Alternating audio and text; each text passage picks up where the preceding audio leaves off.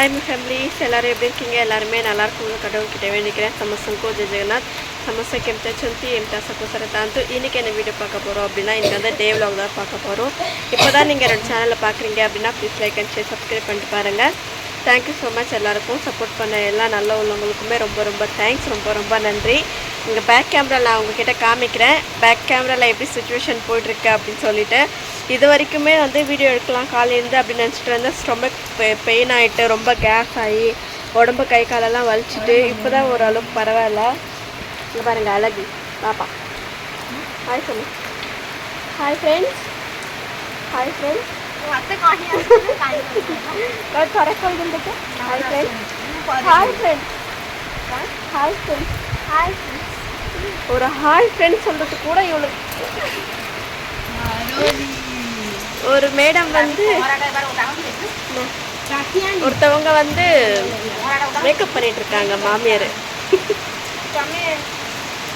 இந்த பக்கம் காமி. இங்க பாருங்க, வீட்டில் இருக்கும்போது மேக்கப்பே போட மாட்டா, இங்கே வந்ததுக்கப்புறம் யாரும் எதுவும் சொல்ல மாட்டாங்கன்னு சொல்லிட்டு லிப்ஸ்டிக் போட்டிருக்கா, காஜல் போட்டிருக்கா, மேலே வந்து சந்தனம் வச்சிருக்கா, வச்சிருக்கா. அவங்க வீட்டில் வந்து இதெல்லாம் போட அலோவ் பண்ண மாட்டாங்க. சரி குழந்தை கொஞ்சம் ஆசைப்படுறாளே அப்படின்னு சொல்லிட்டு இன்றைக்கி அப்படி விட்டுட்டேன். அதுவும் இல்லாமல் பெரிய பொட்டு வச்சுருக்கேன். என்னோடய ஃபேஸ்க்கு வந்து நல்லா இருக்கா இல்லை குட்டி பொட்டு தான் நல்லா இருக்கா அப்படின்னு சொல்லிட்டு மறக்காமல் கமெண்ட் பண்ணி சொல்லுங்கள். வேறு எந்த ஒரு இதுவுமே ஒயிட் கலர் அந்த கும்கும் கூட வைக்கல. எப்படி இருக்குன்னு சொல்லிட்டு மறக்காமல் கமெண்ட் பண்ணி சொல்லுங்கள். இங்கே பாருங்கள். ஓகே, நம்ம பேக் கேமராவில் காமிக்கிறேன். கிளைமேட் எப்படி இருக்குன்னு நீங்களே பாருங்கள்.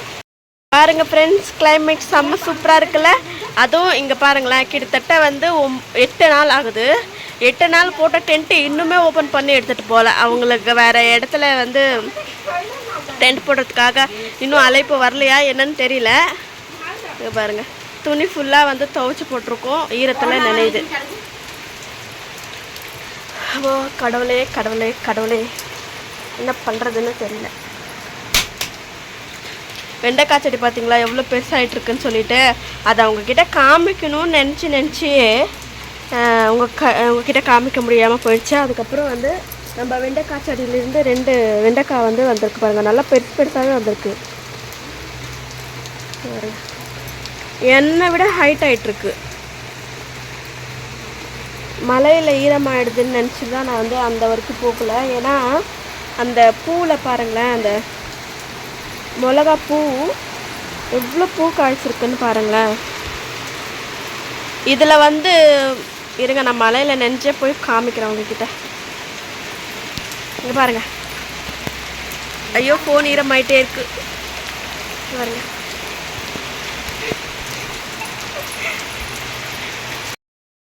என் ஃபோன் வந்து தக்கதின ஆடும். நான் இதில் வேறு நினைஞ்சு என் ஃபோனெல்லாம் ஈரமாக்கி தக்கதினா பண்ணுறேன். கடவுளே, ஆனால் கிளைமேட் வந்து சூப்பராக இருக்குது தெரியுமா. ஃபோனை கொஞ்சம் தொடச்சி விட்டுறேன். ஃபோனை வந்து தொடச்சி விட்டேன்னா அதனால ஆஃப் ஆகிடுச்சு. ஏன்னா ரொம்ப ஈரமாயிட்ருக்கு.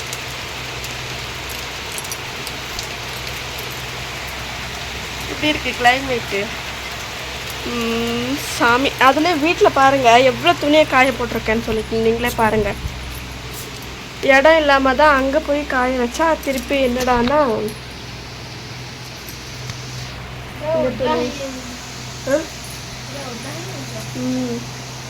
இந்த பக்கம் மிஷின் பார்த்தீங்களா என்ன ஒரு நிலைமையில் இருக்குது பாவம். இவங்க ஸ்டிச்சிங் வேறு பண்ணுறது இருக்குது. இன்னும் 2 ப்ளவுஸ் கொடுத்துருந்தாங்க, அவங்களுக்கு வந்து தைக்கணும். கிட்டத்தட்ட வந்து மிஷினில் உட்காந்தே வந்து ஒரு என்னோட 18-20 நாள் ஆயிடுச்சுன்னு நினைக்கிறேன். இன்னும் பண்ணல, இதுக்கப்புறம் தான் பண்ணோம். என்ன சமையல்னு பார்க்கலாமா? வாங்க வீட்டுக்குள்ள போகலாம். எங்கள் மாமியார் வந்து மேக்கப் பண்ணிகிட்ருக்காங்க. நெத்தியில் குங்குமம் வச்சு கையில் குங்குமம் வச்சு இந்த மாதிரி தான் போடுவாங்க. அதுக்கப்புறம் வந்து பாப்பா வந்து சாமிக்கிட்ட சாமி பூஜை பண்ணியிருக்கா. ரொம்ப சூப்பராக பண்ணியிருக்கா. அப்பாவோட கால் வந்து இந்த மாதிரி வீங்கிட்டு இருக்குன்றதுனால ஹாஸ்பிட்டல் போயிட்டு மெடிசன் எல்லாம் சாப்பிட்டுட்டு படுத்துட்ருக்காரு. பாருங்க, இது வந்து கோவக்காய் பொரியல்.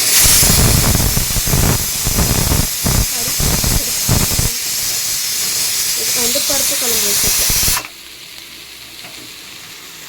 இன்றைக்கி வந்து தண்ணி சாப்பாடு தான். ஆனால் கிளைமேட்டை பார்க்கும்போது பயமாக இருக்குது.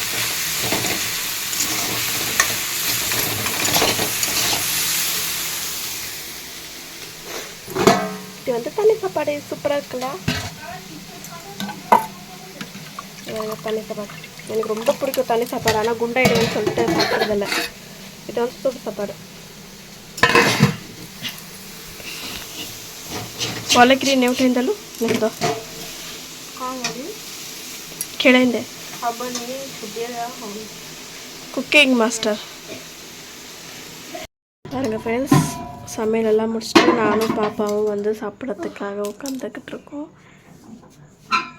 தண்ணி சாப்பாடு, அதுக்கப்புறம் வந்து இது வந்து உருளைக்கிழங்கு கோவக்காய் பொரியல், 2 வெங்காயம். இது வந்து அந்த மாங்காய் வத்தல் இருக்குது பார்த்தீங்களா,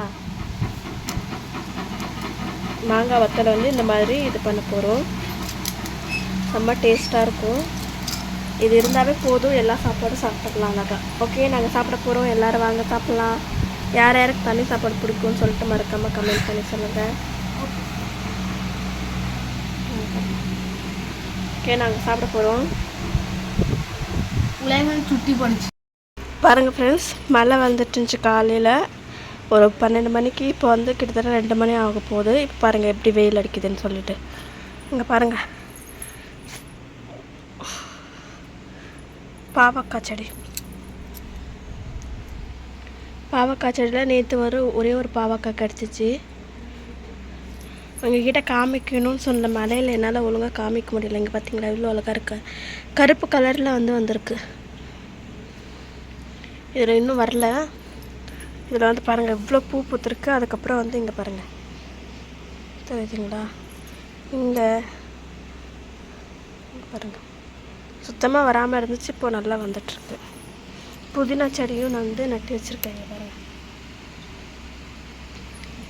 இங்கே ஒன்று இங்கே ஒன்று நட்டு வச்சுருக்கேன்.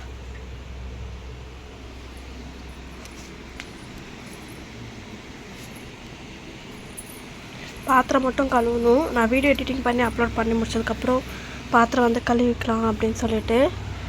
நான் நிறைய பேர் நிறைய கொஸ்டின் கேட்டிருக்கீங்க, அதுக்கான இதை வந்து கிளியர் பண்ணணும்ல, அதனால தான்.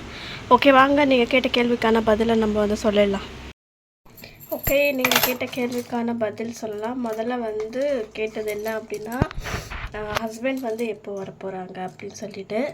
அவங்களுக்கு சீரியஸாக வந்து ஒரு 10 நாளாகவே ரொம்ப உடம்பு சரியில்லை. நானும் கூப்பிட்டு பார்த்துட்டேன். சொல்கிறாங்க, நான் வந்து ஜென்ரலில் வந்து மிதி வாங்கி அடி வாங்கியெல்லாம் வர முடியாது அப்படின்னு சொல்கிறாங்க. ஏன்னா டிக்கெட் வந்து கன்ஃபார்ம் ஆனால் மட்டும்தான் சீட்டில் வந்து உட்காந்து அந்த 2 நாள் அவங்க ட்ராவல் பண்ண முடியும். அப்படி ஒரு வேளை நான் ஜென்ரலில் வராங்க அப்படின்னா, டிக்கெட் கிடைக்காம வராங்க அப்படின்னா உட்காரத்துக்கு இடம் இருக்காது, நிற்கிறதுக்கும் இடம் இருக்காது, திங்ஸ் எடுத்துகிட்டு வரதுக்கும் இடம் இருக்காது. ஏன்னா ஒரு ட்ரம்மை வந்து வாங்கியிருக்காங்க எனக்கு அங்கே இருக்கிற மாதிரி இருக்குது அப்படின்னு சொல்லிட்டு. அதனால் அந்த மாதிரி வந்து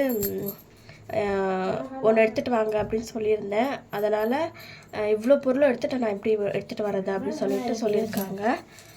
அதனால் வந்து எனக்கு அடுத்த மாதம் வந்து டிக்கெட் போட்டிருக்கேன் நான். நீ ஏன் என்ன இந்த மாதிரி பண்ணுற அப்படின்னு சொல்லிட்டு திட்டிகிட்டு இருக்கார் அவர். இன்றைக்கி ஃபுல்லாக கால் பண்ணிவிட்டு வீடியோ கால் பண்ண உடனே எனக்கு ரொம்ப மனசு கஷ்டமாகிடுச்சு. ரொம்ப ஃபீவர் ஆகிட்டு, கோல்ட் ஆகிட்டு, அவங்களால சுத்தமாக பேச முடியல. மாஸ்க் வேறு போட்டுட்ருக்காங்க. ஏங்க என்னாச்சுங்க அப்படின்னு கேட்டால், என்னால் மூச்சு வாங்க கூட பிடிக்கல, எனக்கு என்னவோ உயிரோடு இருக்கவே பிடிக்கல, எனக்கு செத்தொன்று போல் இருக்குது அப்படின்றாரா. எனக்கு என்ன சொல்கிறதுன்னே தெரியல. எனக்கு ரொம்ப ஒரு மாதிரி அழுகையாகிடுச்சு. காலையிலே வந்து என்னடா இது இவர் இப்படி பேசுகிறாரு. ஏன்னா எப்பவுமே அவர் அந்த மாதிரி பேசவே மாட்டார். இன்றைக்கி அவருக்கு அங்கே எப்படி இருக்குது, அவங்க அது என்ன சுச்சுவேஷனில் இருக்காங்கன்னு கூட தெரியல. நான் அதை வச்சு நான் அவங்கக்கிட்ட ஏதாவது சொல்கிறேன். நானாச்சும் உங்க கூட இருந்திருந்தால் ஏதாவது பண்ணியிருப்பேனே அப்படின்ற, நீ ஒன்றும் சொல்லி இது பண்ண வேணாம், இன்னும் என்ன டென்ஷன் ஏற்றதா அப்படின்னு சொல்லிட்டு ஃபோனை கட் பண்ணிட்டாரு. மனசெல்லாம் ஒரு மாதிரி இருக்குது. என்னாச்சும் வேலைக்கு கூட போகாதீங்க அப்படின்னு கேட்டால் அதையும் கேட்க மாட்டேன்றாரு. சொன்னால் வாங்கியிருக்கிற கடன் வந்து நான் எப்படி தீர்க்கிறது, எல்லாருமே வீட்டில் உட்காந்துட்டு இருக்கும்போது நான் மட்டும் வாங்கி இது பண்ணியிருக்கேன் அப்படின்னும்போது நான் தானே அதை பொறுப்பெடுத்துக்கணும் அப்படின்னு சொல்கிறாரு. எது சொல்கிறதுன்னே எனக்கு தெரியல சுத்தமாக. அதனால் அவர் இப்போதைக்கு வர்றதா அடுத்த மாதம் வராங்களா இல்லையான்னு கூட எனக்கு சந்தேகமாக இருக்குது. ஏன்னா டிக்கெட் போட்டிருக்காங்கன்னு தான் சொல்லியிருக்காங்க. ஆனால் இது வரைக்குமே என்கிட்ட காட்டினதுக்கு இல்லை. ஏன்னா நான் திட்டுவேன், ஏதாவது பேசுவேன் அப்படின்றதுனாலே என்னவோ அவர் வந்து என்கிட்ட இன்னும் போய் சொல்கிறாரா இல்லை என்ன சொல்கிறாரு எனக்கே தெரியல. ஏன்னா அடுத்த மாதம் 28ஆம் தேதி வந்து என்னோடய மேரேஜ் ஆனிவர்சரி. நான் 27ஆம் தேதி கன்ஃபார்மாக வரேன் அப்படின்னு சொல்கிறாங்க. டிக்கெட்டு காட்டுங்காங்க அப்படின்ற இன்னும் காட்டல. அவங்க காட்டினதுக்கப்புறம் தான் நான் வந்து கன்ஃபார்மாக என்ன ஏதுன்னு சொல்லுவேன். ஆனால் கண்டிப்பாக அடுத்த மாதம் இல்லைன்னா அதுக்கு அடுத்த மாதம் கண்டிப்பாக வருவாங்க. இதுக்குள்ளே வந்து தான் வேணும், அதுதான் ஆகணும் அப்படின்ற ஒரு கட்டாயத்தில் இருக்காங்க. பார்க்கலாம் என்ன பண்ண போகிறாங்க அப்படின்னு சொல்லிட்டு.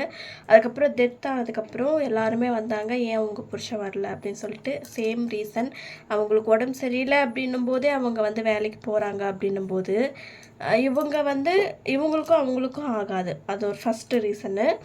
அதுக்கப்புறம் வந்து அண்ணா வந்து இப்போது ஃபுல்லாக வந்து ஒரு 7 மாதமாக வந்து வீட்டுக்கு பணம் கொடுக்கறது கிடையாது. முழுக்க முழுக்க அவர் எல்லாரோட செலவையும் அவர் மட்டும்தான் பார்க்குறாரு. இப்போவும் சேல்ரி வந்து போன மாதம் அவருக்கு வந்து இன்க்ரீஸ் ஆகிடுச்சு. முதல்ல வந்து 13,500 இருந்துச்சு. இப்போ வந்து 16,800 17,000 அவங்க வந்து லீவ் போடாமல் வேலை செய்கிறதுனால 500 கொடுக்குறாங்க அட்டண்டன்ஸ் போனஸ். அதுக்கப்புறம் வந்து அதில் வந்து இஎஸ்ஐ பிஎஃப் எல்லாமே போக கிட்டத்தட்ட 16,800 இல்லைன்னா 900 அந்த மாதிரி வரும். அதை முதல்ல இருந்ததை விட இப்போ வந்து பரவாயில்ல. ஏன்னா முதல்ல வந்து 12,000 சில்லற அந்த மாதிரி தான் வந்துக்கிட்டு இருந்துச்சு. இப்போ வந்து 16,800 900 அந்த மாதிரி வரும்போது அவர் அதை மேபி அதனால தான் அவங்க வந்து லீவ் போடாமல் போகிறாங்களான்னு எனக்கு தெரியல. ஏன்னா இப்போ வந்து கிட்டத்தட்ட அவங்க கடன் பட்டதே வந்து 2.5 லட்சம் எல்லாத்தையுமே சேர்த்து. ஓகேங்களா, ஃபஸ்ட்டு கடன் வாங்கினது, அதுக்கப்புறம் செகண்ட் வந்து பரண்டா அந்த லைனில் லென்த்தாக போட்டிருக்கும் பார்த்தீங்களா, அதுக்கு வாங்கினது. அதை ஃபஸ்ட்டு வீடு கட்டும்போது வாங்கும்போது கடன் வந்து பாதி தான் நாங்கள் வந்து தீர்த்துருந்தோம். இப்போ வந்து இன்னும் 12,000 மட்டும் இருக்குது. ஓகேங்களா, அது இங்கே வாங்கின 1,20,000 என்னவோ வாங்கினது. அதில் வந்து இன்னும் வெறும் 12,000 13,000 இருக்குது அது பெண்டிங். அதுக்கப்புறம் இப்போ வந்து 2-3 மாதத்துக்கு முன்னாடி வந்து 20,000 வந்து நான் வந்து யூடியூப் பணத்தை வச்சு சேர்த்து வச்சு நான் வந்து ஒருத்தவங்களோட கடனை தீர்த்தேன். அதுக்கப்புறம் வந்து ஹஸ்பண்ட் வந்து சம்பாதிச்சது. அதுக்கப்புறம் ஓட்டி பார்ப்பாங்க. ஓட்டி எப்படி இல்லைனாலும் ஒரு 3,000 4,000 கன்ஃபார்மாக அவருக்கு வரும். அப்படி இருக்கும்போது எப்படியும் மாதத்துக்கு வந்து ஒரு 20,000 சம்பாதிச்சிருவாங்கன்னு வச்சுக்கோங்களேன். அந்த 20,000 அவங்க வந்து சாப்பிட்றதுக்கு வந்து ஒரு 3,500. அதுக்கப்புறம் ஒரு 500 இல்லை 200 கையில் வச்சுப்பாங்க, அவ்வளோதான். அதுக்கு அதிகமாகவே வச்சுக்க மாட்டாங்க. ஏன்னா கடன் அதிகமாக இருக்க அவங்க வந்து அங்கே என்ன பண்ணுறதுன்னு தெரியல. நைட் டியூட்டி கொடுத்தாலும் நைட் டியூட்டி வேலை பார்ப்பாங்க. எப்போல்லாம் ஒரு மாதத்தில் வந்து 4 வாட்டி 3 வாட்டி நைட் டியூட்டி போடுறாங்க அப்படின்னும் போது அந்த எக்ஸ்ட்ரா காசை வச்சு சோப்பு, ஷாம்பு, ப்ரஷ்ஷு இந்த மாதிரி வாங்கிக்கிறாங்க. எனக்கு ஏதாவது வேணும் அப்படின்னும் போது, இல்லை எனக்கு செலவுகள் ஏதாவது வேணும் அப்படின்னும் போது அப்போது எனக்கு ஏதாவது அனுப்புவாங்க. மோஸ்ட்டாக வந்து ரொம்ப வந்து செலவை வந்து குறைச்சிக்கிட்டேன். அப்படியும் நான் வந்து ஸ்டிச்சிங் பண்ணுற காசு எல்லாமே வந்து உண்டியலில் தான் போடுவேன். ஏதாவது ரொம்ப தேவை அப்படின்ற காக மட்டும்தான் நான் வந்து அதில் எடுத்து யூஸ் பண்ணிப்பேன். கிட்டத்தட்ட இப்போ வந்து எங்களுக்கு வந்து அவங்க இறந்து இன்னையோட 18 நாள். இந்த 20 நாள் டோட்டலாக. அதுக்கு முன்னாடி 2 நாளுக்கு முன்னாடியும் நான் ஸ்டிச் பண்ணாமல் இருந்தேன். எனக்கு தெரியாது அவங்க இவ்வளோ சீக்கிரம் இறந்து போவாங்க அப்படின்னு சொல்லிட்டு. அதனால் கொஞ்சம் தள்ளி போட்டு நம்ம ஸ்டிச் பண்ணலாம் அப்படின்னு நினச்சேன். பட்டு அது வேறு மாதிரி போயிடுச்சு. ஒன்றும் பண்ண முடியல. அது ஒரு ரீசன். மெயின் ரீசனே வந்து பணம் பிரச்சனை அப்படின்றதுனால தான் இவர் வந்து இவ்வளோ வருஷம் இவ்வளோ இது பண்ணுறாரு. கடன் இல்லாமல் இருந்தால் கண்டிப்பாக அவர் வந்துட்டு இருப்பார். இப்போ டோட்டலாக கடன் வந்து எவ்வளோ இருக்குன்னா, ஒருத்தவங்க கிட்ட மட்டும் அவங்க ஃப்ரெண்டு கிட்ட வாங்கியிருக்க வந்து 75,000 என்னவோ வாங்கியிருக்காங்க. ஓகேங்களா, அப்புறம் வந்து இங்கே வந்து ஒரு 13,000 89,000. அவங்கக்கிட்ட வந்து 55,000 55,000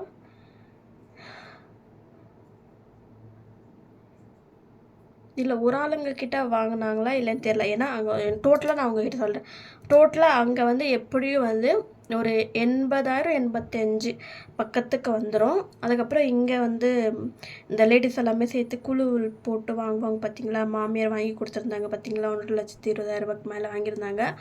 அங்கே வந்து இப்போ வந்து ஒரு 13,000 இருக்குது. அது டோட்டலாக 93,000. இன்னும் சில்லற வந்து ஒரு 5,000 யார்கிட்டயும் வாங்கியிருந்தாங்க. இப்போ ரீசெண்ட் டைம்ஸில் வீட்டுக்கு அனுப்புறதுக்காக ஒரு 5,000 வாங்கியிருந்தாங்க. டோட்டலாக வந்து 95,000 97 அந்த மாதிரி தான் வரும். அதுக்கு முன்னாடி இருந்தது வந்து எப்படி டோட்டலாக வந்து எங்களுக்கு 2.5 லட்சம் கிட்ட வந்து இருந்துச்சு. இப்போ வந்து 95,000 வந்து இருக்குது. பேலன்ஸ் இன்னும் தீர்க்க வேண்டியது. அதை மட்டும் தீர்த்துட்டோம் அப்படின்னா கொஞ்சம் ரிலாக்ஸாக இருக்கும். அண்ணாவும் சேர்த்து தீர்த்திருந்தாங்கன்னா எப்போவும் வந்து நாங்கள் வந்து ஃபினிஷ் பண்ணிகிட்ருப்போம். அவங்க மேலே நம்பி தான் என் ஹஸ்பண்டும் வந்து கடன் வாங்கினாங்க. இப்போது வீட்டு செலவும் என் ஹஸ்பண்ட் தான் பார்க்குறாங்க. வீடு கட்டுறதுக்கும் என் ஹஸ்பண்ட் தான் பார்க்குறாங்க. ஏன் யூடியூப் பணம் கூட நான் வந்து ₹1 கூட எனக்காக நான் வச்சுக்கினது கிடையாது. நான் சேர்த்து வச்சுருந்த 4 மாதம் பேமெண்ட்டுமே ஒரே வாட்டி அந்த ஒரே ஒரு மாதத்தில் மட்டும் எனக்கு வந்து 20 வந்துருந்துச்சு. அதை அப்படியே வந்து 23,000 எக்ஸ்ட்ரா ஹஸ்பண்ட் கிட்ட வாங்கி அவங்களுக்கு வந்து நான் வந்து பே பண்ணேன். ரொம்ப ஆசையாக இருந்துச்சு எனக்குன்னு ஒரு பொருள் வாங்கணும் அப்படின்னு சொல்லிட்டு அந்த இதில். அதனாலே நான் ஹஸ்பண்டை நிறைய திட்டுருவேன். நீங்கள் பண்ணுறதை பண்ணுங்க, நான் வேண்டான்னு சொல்லலை. உங்கள் அப்பா அம்மா உங்கள் தம்பிக்கு உங்கள் அண்ணாவுக்கு என்ன பண்ணணுமோ நினைக்கிறீங்களோ பண்ணுங்கள். தயவு செஞ்சு கடனை வாங்கி என் உயிரை எடுக்காதீங்கன்னு தான் நான் சொல்லுவேன். உங்களால் முடியுதோ முடியலையோ, உங்களால் எவ்வளோ முடியும். இப்போ வந்து ஒரு வருஷத்துக்கு இவ்வளோ சம்பாதிக்க முடியும்னா அவ்வளோ மட்டும் சம்பாரித்து அதை வச்சு நீங்கள் வீடு கட்டுங்க. ஏங்க என் உயிரை எடுக்கிறீங்க? நான் சம்பாதிக்கிறதும் வந்து எனக்கு இல்லை, நீங்கள் சம்பாதிக்கிறதும் எனக்கு ₹1 வந்து எனக்கு உடம்பு சரியில்லை அப்படின்னும் போது அவங்க கொடுப்பாங்க. பட் எனக்குன்னு சில தேவைகள் இருக்கும், எனக்குன்னு ஏதாவது வாங்கணுன்னு ஆசைகள் இருக்கும் அப்படின்னு சொல்லிட்டு நிறையவே புலம்புவேன். ரொம்ப கஷ்டமாயிடும். அந்த டைமில் வந்து அவர் கோவப்படுவாங்க, சண்டை போடுவாங்க. இந்த மாதிரி நிறைய விஷயங்கள் நடக்கும். நானும் சொல்லுவேன், நானும் தமிழ்நாட்டுக்கு வந்துடுறேன், என்னை கூட்டிகிட்டு போங்க அப்படின்னா, நான் எப்போ அவங்க கூட இருக்கும்போது என் அம்மா வீட்டுக்கு போகணுன்னா அப்போலேருந்து பயந்துட்டாங்க. ஒன்று நீ என்னை விட்டுட்டு போ, இல்லைன்னா நீ அங்கே இரு. அந்த 2 வார்த்தையை மட்டும்தான் அவர் யூஸ் பண்ணுறாரு. நான் என்ன சொல்கிறதுன்னு எனக்கு தெரியல. இந்த வாட்டி வந்தாங்கன்னா என்ன முடிவு எடுப்பாங்க, என்ன ஏதுன்னு எனக்கு தெரியல. அப்பா இருக்குது. இப்போ இந்த வேலையெல்லாம் முடிஞ்சிடுச்சு. இன்னும் வேலைக்கு போகாமல் இருக்கார் மூத்தார். எப்போ போகிறாங்கன்னு தெரியல. என்ன பண்ண போகிறாங்கன்னு தெரியல. நீங்கள் கேட்கலாம், நீங்கள் ஏன் அவங்கக்கிட்ட சொல்லலாம் இல்லையா அப்படின்னு சொல்லும்போது, ஒருத்தவங்க சொல்கிறாங்க அப்படின்னும்போது அதை கேட்குறது வந்து ஒரு இது. அவங்க வந்து சொல்கிறது என்னென்னா, எனக்கு வந்து மைண்டு வந்து ஸ்டாண்டபிளாக இல்லை, என்னால் அங்கே வேலை செய்ய முடியல, என்னால் அந்த இது பண்ண முடியல, என்னால் ஒரு மாதத்துக்கு மேலே அங்கே இருக்க முடியல. ஆனால் வீட்டில் மட்டும் வருஷமாக அவங்க இருக்க முடியும். இது வந்து நான் அவங்களோட இதை ஓப்பனாகவே சொல்கிறேன். நான் அவங்களோட விஷயத்தில் முக்கம் நுழைக்காமல் இருக்கிறதா எனக்கு பெட்டர் அப்படின்ற மாதிரி தான் எனக்கே தோணும். நான் அதனால தான் சொல்லுவேன், ஹஸ்பண்ட் ஏதாவது வந்து என்கிட்ட ஏதாவது சொல்லுவாங்க அப்படின்போது தயவு செஞ்சு உங்ககிட்ட எனக்கு ஏதாவது இருக்கா, இல்லை என்கிட்ட உங்ககிட்ட ஏதாவது இருக்கா, அதை மட்டும் பேசுங்க. தயவு செஞ்சு உங்களோட ஃபேமிலியை கொண்டுட்டு வந்து நீங்கள் பேசுகிறீங்க அப்படின்போது 2 பேருக்கும் மிஸ் அண்டர்ஸ்டாண்டிங் ஆகி சண்டை தான் வருது அப்படின்னு சொல்லிட்டுருவேன். எங்கள் 2 பேருக்குள்ளே ஏதாவது பிரச்சனைனா அதை நாம் பேசி தீர்த்துக்க முடியும். அதான் அவங்க பிரச்சனை அவங்கவுங்க பேசி தீர்த்துக்கிட்டும், நீங்கள் எதுவும் சொல்லாதீங்க அப்படின்னு சொல்லிட்டு மாமியாரும் எதுவும் சொல்கிறதில்ல, மாமனாரும் எதுவும் சொல்கிறதில்ல அப்படின்னும்போது அவங்களுக்கு இன்னுமே வந்து ஈஸியாக இருக்கும். அதுவே வந்து ஹஸ்பண்ட் வந்து 1 மாதம் 2 மாதம் அவர் இங்கே இருக்கிறாங்க அப்படின்னாவே 2 மாதத்துக்குள்ளேயே ஆரம்பிச்சிருவாங்க. 1 மாதம் கம்ப்ளீட் ஆகிடுச்சுனாவே ஆரம்பிச்சிருவாங்க. வீட்டில் காசு இல்லை, வீட்டில் செலவு பண்ணால் இதை இல்லை, காய்கறி வாங்குறதுக்கு அது இல்லை, மசாலா வாங்குறதுக்கு காய்கறி வாங்குறதுக்கு இப்படின்னு சொல்லிட்டு சொல்லிக்கிட்டே இருப்பாங்க. ஆனால் தெரியல எனக்கு அது என்ன சொல்லணும்னு சொல்லிட்டு. ஸோ அதனால தான் அவர் வரல. தயவு செஞ்சு அவங்களோட இடத்துல இருக்கும்போது அது அவங்க கரெக்டாக இருக்காங்க. பட் என்னோடய இடத்துல இருக்கும்போது நான் கரெக்டாக இருக்கேன். பட் நான் தப்பாக இருக்கேனோ இல்லை அவங்க தப்பாக இருக்கணும் அது எதுவுமே கிடையாது. பட் சூழ்நிலைக்காக நம்ம இந்த மாதிரி இருந்து தான் ஆகணும், வேறு வழி இல்லை. அதனால் நீங்களும் புரிஞ்சுப்பீங்கன்னு நினைக்கிறேன். தயவு செஞ்சு நீங்களும் புரிஞ்சுக்கோங்க. தப்பாலாம் யாரும் நினைக்காதீங்க. அவங்களும் என்னம்மா நான் இந்த மாதிரி வேர்க்க பேசிட்டு இருக்கேன்னு சொல்லிட்டு பாப்பா என்னை பார்த்துட்டு இருக்கான். அதனால் நீங்கள் வந்து என்னோட கேட்காதீங்க, தயவு செஞ்சு அவங்க எப்போ வருவாங்க அப்படின்னு சொல்லிட்டு. கண்டிப்பாக வந்தாங்கன்னா உங்களுக்கு காட்டாமல் நான் இருப்பேன். நான் வந்த உடனே அன்றைக்கே நான் வீடியோ அப்லோட் பண்ணிடுவேன், இல்லைன்னா லைவ் போட்டுருவேன். ஓகேங்களா?